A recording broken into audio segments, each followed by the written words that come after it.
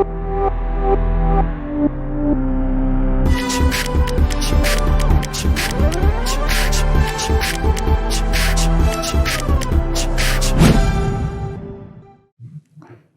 दोस्तों, so now let's start with the acid base titration. ठीक है, अच्छा, एसिड बेस टाइट्रेशन में एक बात समझो, it doesn't matter whatever acid we take and whatever base we take, it doesn't matter. ठीक है, हम सारे टाइट्रेशन को एक्वस मीडियम पे करते हैं। We are not talking super acids, we are not talking about Lewis acids, इनके बारे में हम बातचीत नहीं करते। हम नॉर्मल जो देसी बारे में बातचीत है, HCl, H2SO4, KOH, NaOH, इस प्रकार के जो हमारा देसी हमारा एसिड और बेस है। एक बात समझो, any acid base reaction, any acid base reaction is fundamentally क्या, अगर मैं फंडामेंटल लेवल पे देखूं, H plus plus OH minus gives us H2O। ठीक है, अल्टीमेटली एक H प्लस एक OH माइनस के साथ रिएक्ट करके हमारा वाटर देने वाला है। तो इन टाइट्रेशन देखो, चाहे मैं जितना भी बात को घुमाऊं फिराऊं, doesn't matter, in titration moles of H plus will be equals to moles of OH minus at the equivalence point। equivalence point तब आएगा जब हमारा moles of H plus और moles of OH minus हमारा इक्वल होगा। ठीक है, अच्छा, 1 mole H plus is same as 1 equivalent H plus, क्योंकि चार्ज 1 यूनिट है, और 1 mole OH minus is also 1 equivalent OH minus। ठीक है, तो अगर हमारे पास कोई भी एसिड है, ठीक है, जिसका नॉर्मेलिटी है N1, ठीक है, या फिर Na बोल दो, N एसिड, और इसका मुझे वॉल्यूम डालना पड़ा इक्वल्स टू Va। ठीक है, सो इसका जो नंबर ऑफ इक्विवेलेंस होगा, इसका जो नंबर ऑफ इक्विवेलेंस होगा, that will be simply Na into Va। ठीक है, समझ में आया? और जो हमारा बेस है,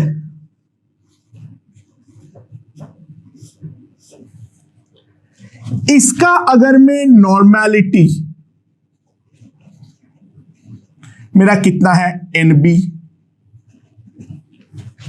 और इसका अगर मैं वॉल्यूम में ले लेता हूं Vb।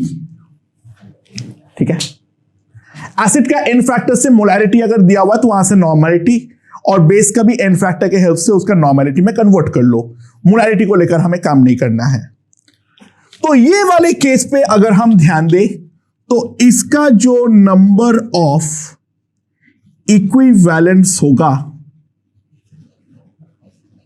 That will be equals to NbVb। ठीक है, समझ में आया? So at the end point, at the end point, okay, NaVa must be equals to NbVb। number of equivalents of H plus must be equals to the number of equivalents of OH minus होना चाहिए, चाहे कोई भी acid base reaction हो। Ultimately फंडा जो है वो तो इतना ही होने वाला है। कोई भी चीज को हम इस पे तो अल्टीमेटली कन्वर्ट कर सकते हैं। So this is the basic principle of simple titration.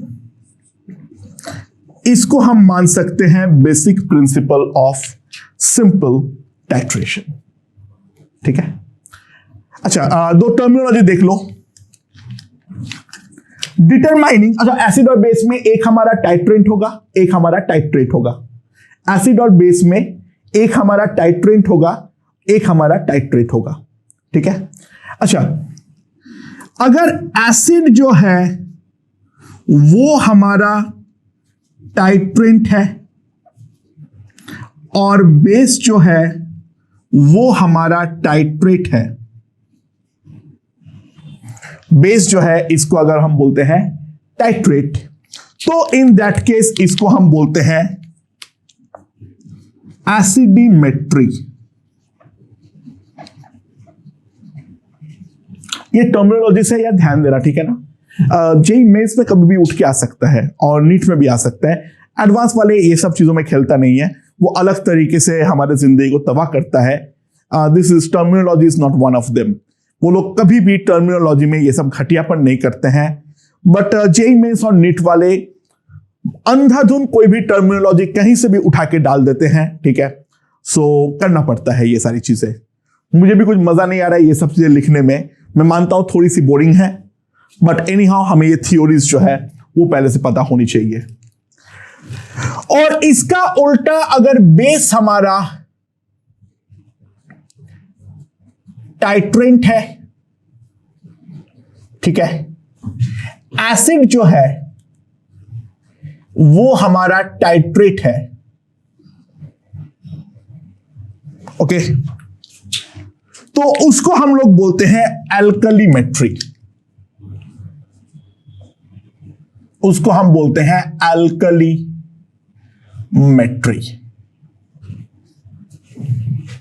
Okay, समझ में आया? राइट।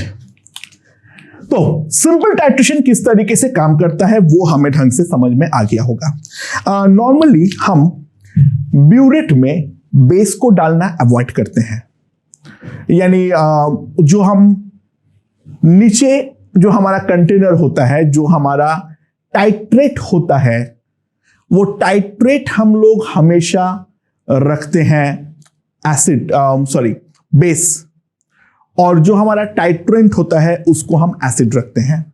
इसका एक बहुत बड़ा रीजन है। देखो, जो नीचे का कंटेनर होता है वो बोरोसिल ग्लास का बना हुआ होता है and that is completely non reactive.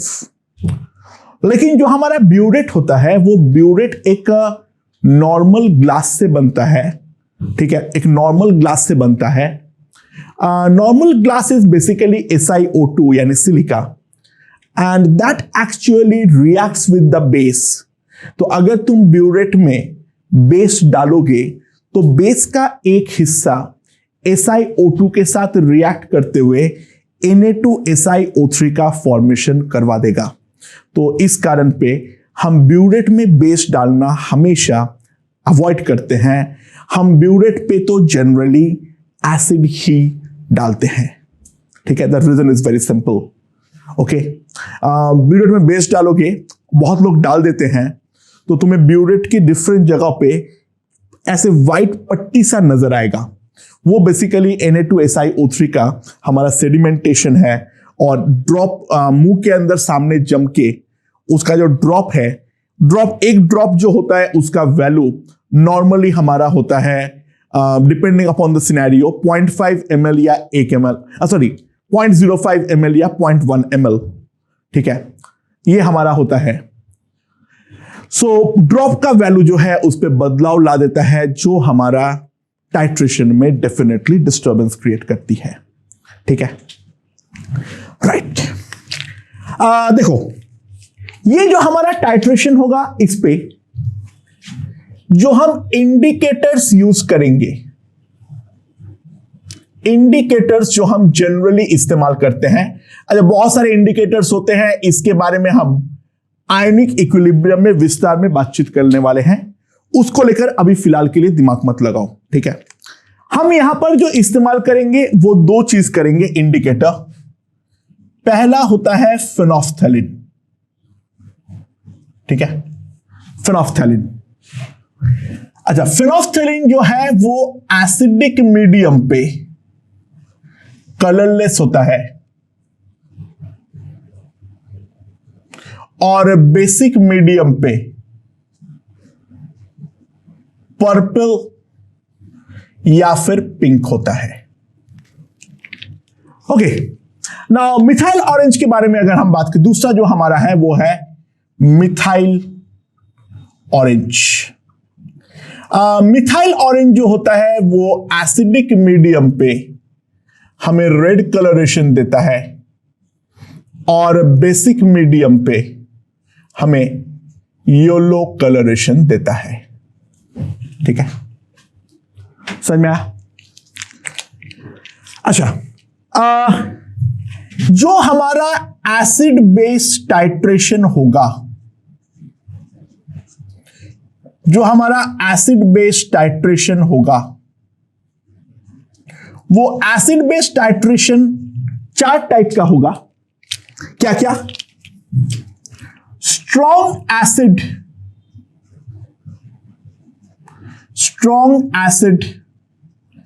Plus strong base. Strong acid plus strong base, इसका एग्जाम्पल जो है, classic example NaOH plus ACl, ठीक है। इस पे हमें याद रखना है बोथ फेनोल्फथैलीन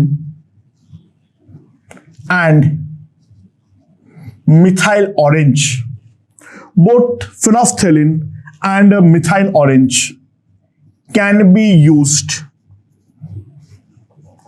as indicator.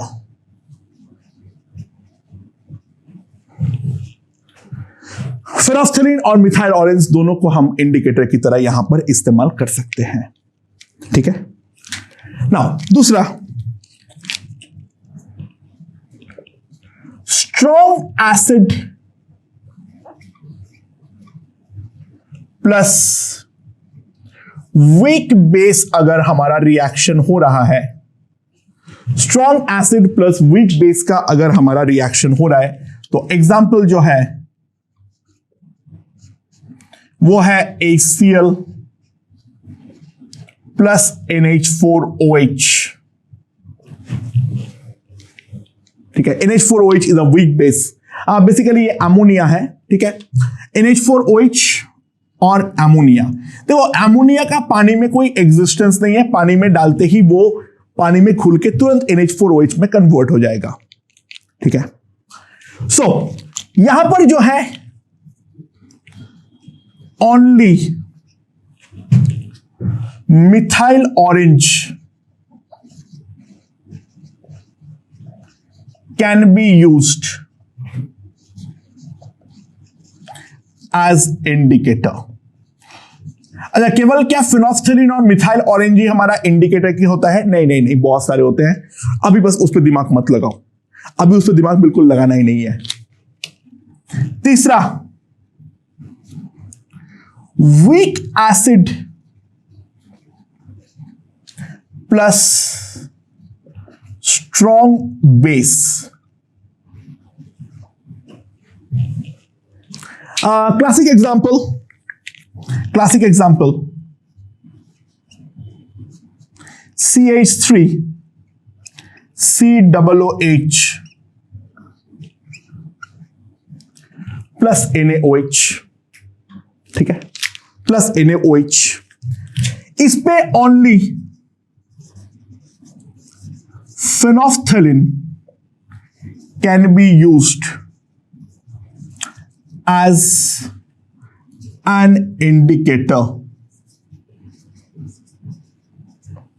इनके टाइट्रेशन में हम केवल और केवल फेनोल्फथलीन का इस्तेमाल कर सकता हूं, मिथाइल ऑरेंज का इस्तेमाल नहीं कर सकता हूं. Week acid plus weak base, इसका क्लासिक एग्जांपल है CH3COOH प्लस NH4OH. इस पर ये वाला टाइट्रेशन हम यहां पर कर नहीं सकते हैं. इसका टाइट्रेशन करने का और एक तरीका होता है जो आगे हम सीखेंगे, कंडक्टोमेट्रिक टाइट्रेशन बोलते हैं उसे. फिलहाल के उसे छोड़ दो. Only no suitable indicator for this purpose. That implies this titration is avoided. ये वाला टाइट्रेशन जो है उसको मैं हमेशा अवॉइड करने वाले हैं. ठीक है. अच्छा, next is titration with salts. Titration with salts. Now इसके अंदर जो सबसे ज्यादा इंपॉर्टेंट होते हैं वो है Na2CO3, सोडियम कार्बोनेट. Na2CO3 दो तरीके से रिएक्ट करता है. Na2CO3 एक सिंगल HCl के साथ रिएक्ट करके कन्वर्ट हो सकता है NaHCO3 प्लस NaCl में. ठीक है, समझ में आया? Na2CO3 एक सिंगल HCl के साथ रिएक्ट करके दे सकता है बाइकार्बोनेट. ये वाला रिएक्शन में n factor of Na2CO3 is equals to 1 and it is shown by, ये दिखाता कौन है? ये हमारा दिखाता कौन है? This is shown by phenolphthalein. ये वाला दिखाने के लिए हम जो इस्तेमाल करेंगे वो होगा हमारा फेनोल्फथलीन. ठीक है. इसका एक दूसरा पॉसिबिलिटी है, ये Na2CO3 दो HCl के साथ रिएक्ट करे और हमें दे H2CO3 plus 2 times NaCl. H2CO3 टिकेगा नहीं, ये H2O प्लस CO2 में टूट जाता है. यहां पर एक Na2CO3 दो HCl हमारा कंज्यूम करता है, तो यहां पर हमारा n फैक्टर जो है, that n factor is equals to 2 and it is shown by methyl orange. यानी अगर हमें ये वाला एंड पॉइंट चाहिए तो हमें मिथाइल ऑरेंज इंडिकेटर डालने की जरूरत है. ठीक है. अगर तुम फेनोल्फथलीन इंडिकेटर डालोगे तो इन दैट केस हमें एन फैक्टर 1 के साथ रिएक्शन मिलेगा Na2CO3 का, और अगर हम मिथाइल ऑरेंज इंडिकेटर इस्तेमाल करेंगे तो हमें in that case N factor 2 मिलने वाली है. Okay. And now moving on. देखो, salt of weak acid plus strong acid, अगर एक वीक एसिड का सॉल्ट है और उस पर मैं एक स्ट्रॉन्ग एसिड डालता हूं, gives us क्या देता है? Salt of a strong acid plus दूसरा जो है वो वीक एसिड में कन्वर्ट हो जाता है। ठीक है, तो बेसिकली क्या है, मान लो मेरे पास है K2SO3, ये अगर हम HCl के साथ रिएक्ट करवाएंगे, 2 times HCl will give us K2 times KCl plus H2SO3। ठीक है, K2SO3 हमारा HCl के साथ रिएक्ट करके KCl प्लस H2CO3 देगा। बट अगर इक्वल स्ट्रेंथ का होगा, यानी दोनों अगर स्ट्रॉन्ग है, तो इन दैट केस कोई रिएक्शन नहीं होगा, यानी KNO3 प्लस HCl, इस पे कोई रिएक्शन नहीं मिलने वाला है। ठीक है, क्योंकि HNO3 और HCl दोनों स्ट्रॉन्ग है। सर हमें कैसे मालूम पड़ेगा कौन स्ट्रॉन्ग है कौन वीक है? हाँ, थोड़ा बहुत पीरियोडिसिटी में हम पढ़े हैं, उसके नॉलेज से फिलहाल के लिए काम जो है वो हमारा निकल जाएगा। उसके नॉलेज से फिलहाल जो काम है वो हमारा निकल जाएगा। ओके, अच्छा, नाउ दूसरा ध्यान देना। Similarly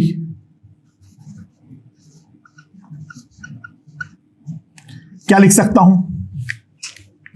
salt of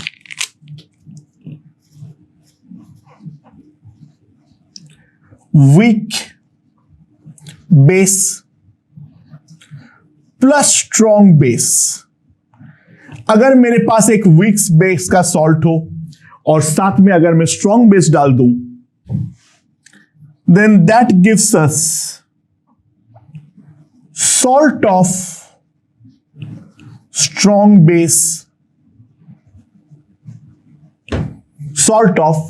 strong base and weak base। तो एसिड और बेस दोनों के लिए यह चीज हमारा सिमिलर है। तो ये हमारा इंपॉर्टेंट टाइट्रेशंस है जो हमें मालूम होने चाहिए। ठीक है, अच्छा, इसके अलावा और क्या मालूम होनी चाहिए? दूसरा हमारा जो एक इंपॉर्टेंट चीज मालूम होनी चाहिए वो है हीटिंग इफेक्ट्स। क्या हम लोग यहां पे पूरा हीटिंग इफेक्ट पढ़ने वाले हैं सर? नहीं, बिल्कुल नहीं। जो हमारा काम के हीटिंग इफेक्ट्स है जो क्वेश्चंस में आते हैं वो मैं यहां पर बता देने वाला हूं। ठीक है, अच्छा, any alkali metal bicarbonate, any alkali metal bicarbonate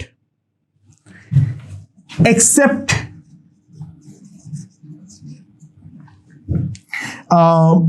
lithium bicarbonate, इस पे अगर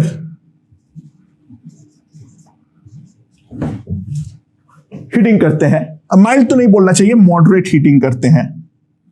ठीक है, moderate heating,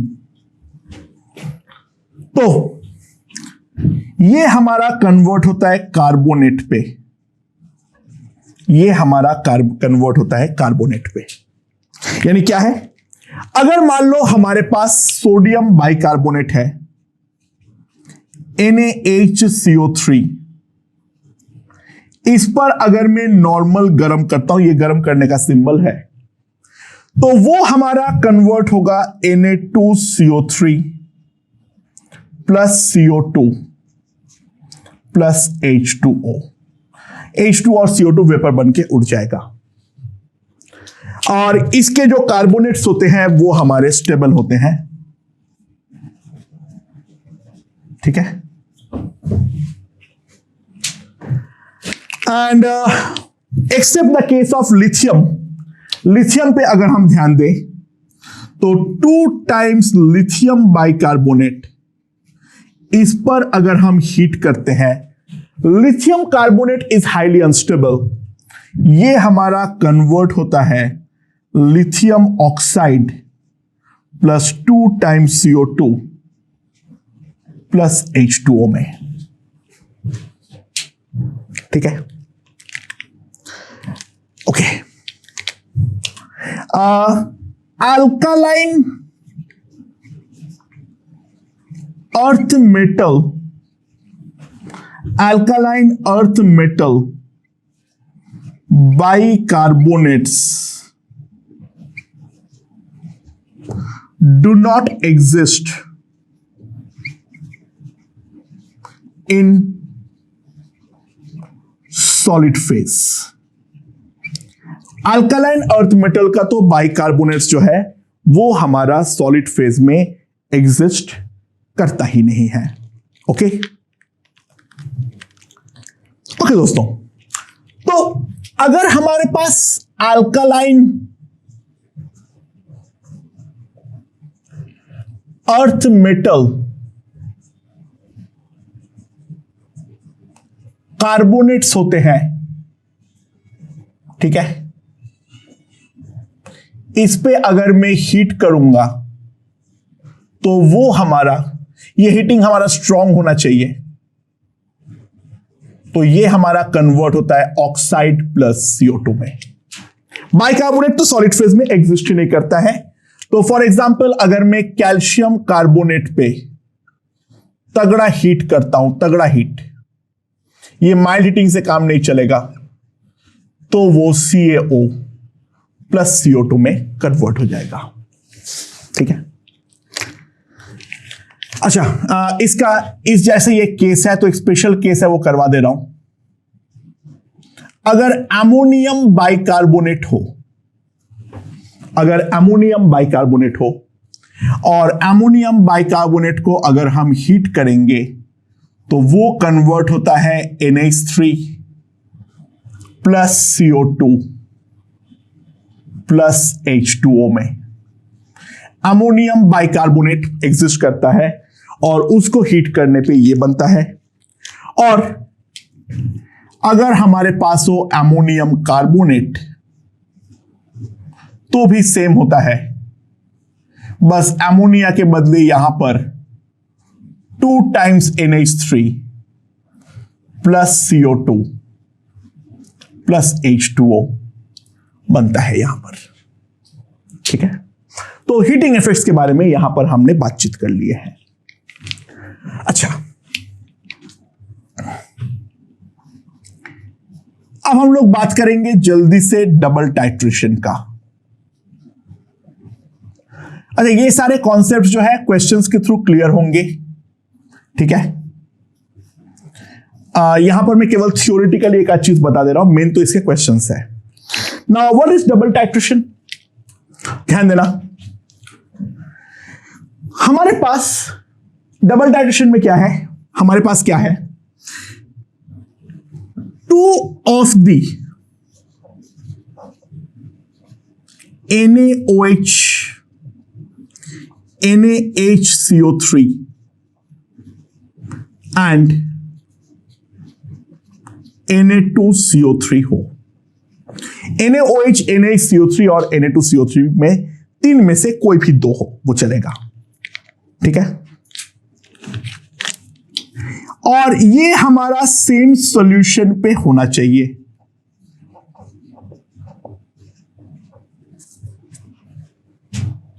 both phenolphthalein and methyl orange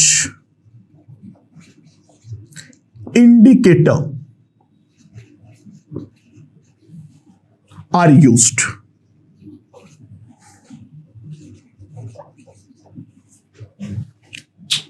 ठीक है, कोई भी strong acid, example HCl,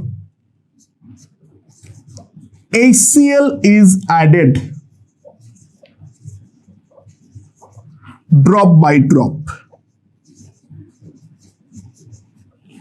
HCl is added drop by drop.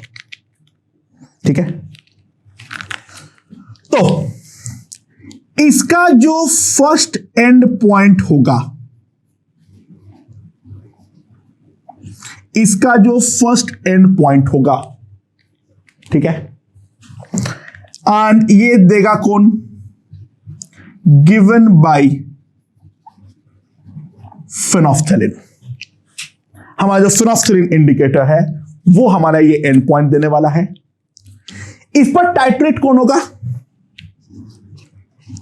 NaOH का यहां पर कंप्लीट टाइट्रेशन हो जाएगा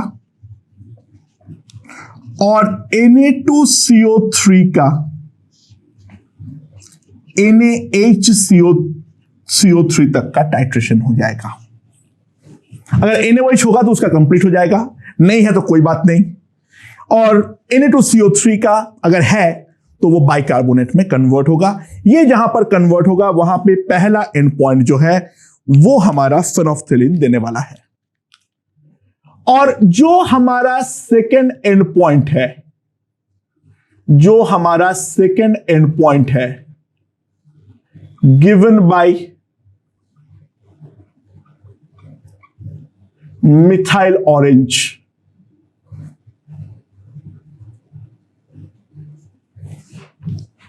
यहां पर केवल एक ही रिएक्शन होगा और वो है, देखो बहुत सिंपल सी बात है, फर्स्ट एंड पॉइंट पे सब कुछ बाइकार्बोनेट में कन्वर्ट हो चुका है, तो सेकंड में NaHCO3 बाइकार्बोनेट जो है वो हमारा CO2 में कन्वर्ट होने वाला है और ये हमें देगा कौन, मतलब CO2 मतलब बेसिकली समझ जाओ H2CO3 में कन्वर्ट होगा, वो टिकेगा नहीं, वो CO2 प्लस H2O में आ जाएगा।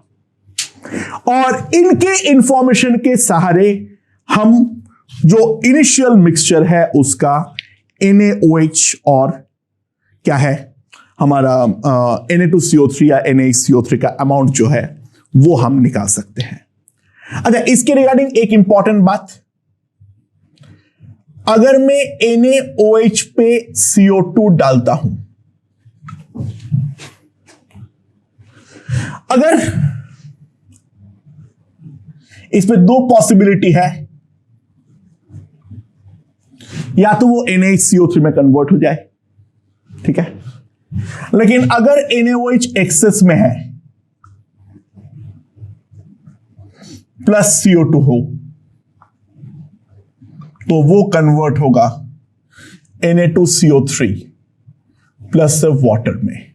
अगर CO2 को मैं इसके थ्रू पास करवाता हूं तो इन दैट केस ये रिएक्शन होगा। एंड एग्जैक्टली वैसे ही अगर मैं NH3 को H2SO4 के साथ पास करवाता हूं तो डिपेंडिंग अपॉन द अमाउंट या तो वो अमोनियम बाइसल्फेट बन जाए या तो वो अमोनियम सल्फेट बन जाए।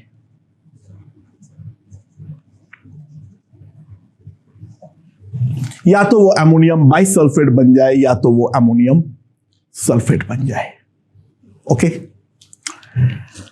ये है हमारा दो तीन इंपॉर्टेंट फंडा। And last is back titration. Back titration जब क्वेश्चंस होगा तब समझ में आ जाएगा, ठीक है, अभी ज्यादा दिमाग मत लगाओ। नाउ बैक टाइट्रेशन में क्या है, बैक टाइट्रेशन में क्या है, हमारे पास उल्टा भी हो सकता है, बेस कोई एक है, दिस इज द टाइट्रेट,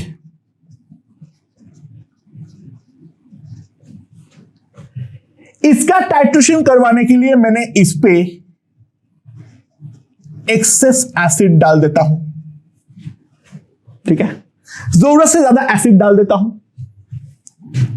तो हमारे पास बचता है कोई एक सॉल्ट प्लस एक्स्ट्रा एसिड।